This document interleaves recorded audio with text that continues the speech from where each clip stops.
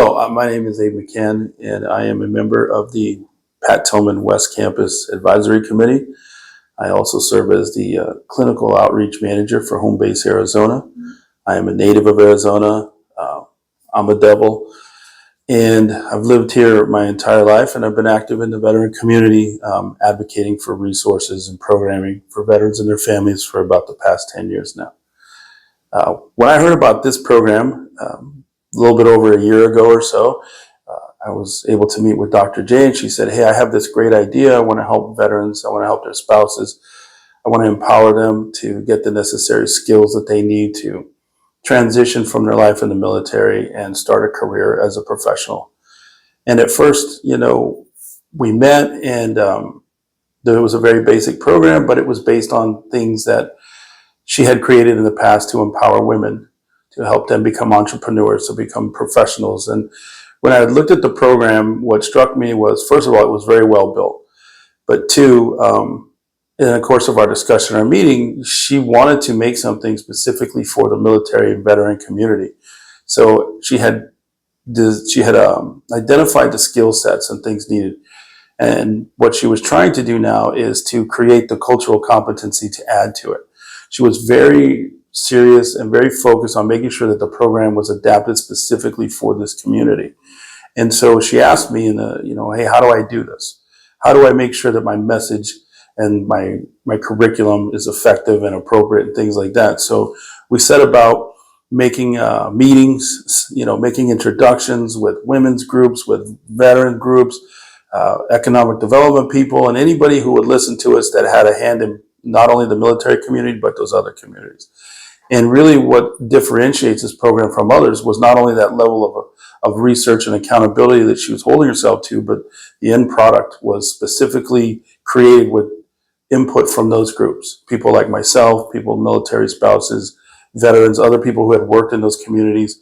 We were able to identify what those individual unique needs of that community were, and then adapt the curriculum to meet those. The second thing I think that kind of differentiates was the fact that this was a slow roll. This wasn't something that just popped up out of thin air and someone said, hey, I got a good idea. No, it was methodical in its approach and its development. And that's why we got here today.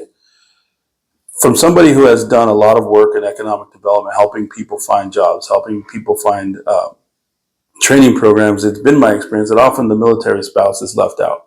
We do a ton of great work to help the veteran translate their skills to navigate that transitional piece from the service back to civilian life, but oftentimes the spouses are left behind. And that is the other thing about this program that I really love, is that it takes into account those individual struggles, which in many cases are different from the veteran.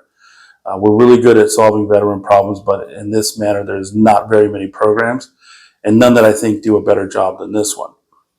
This is the type of program that long-term I think should be adapted. When soldiers and service members, sailors, Marines, airmen, we're all going through transition at the various programs. There's very little programming available for the spouse. And in my mind, this would be an ideal program for that spouse. So once we hit that 2-year window, or reenlistment or separation window, whatever branch you're in, you call it different things. But when that happens, these are the courses that should be started to be offered to the spouse, because they're transitioning right along with their service member. And I think not only would it do a lot to make the spouse more successful, but it helps the veteran, and it has secondary effects. So when you're not worried about paying your bills, you're not worried about what your spouse is, if they're employed or not, you're not struggling. That's good for your mental health. And if you do have other issues, secure pay, secure employment, stability in your home, those things give the veteran, the service member, and their family they give them the opportunity to work on those other things that they may need. And I'm proud to have been part of the development of this, just in the sense that someone came and asked me a question. I take very little credit for the rest, but it is something that I do vouch for. I would put my name on it. And if I was transitioning, in 2006 when I got out, if this was available, I know it would have been a tremendous benefit for myself and my family.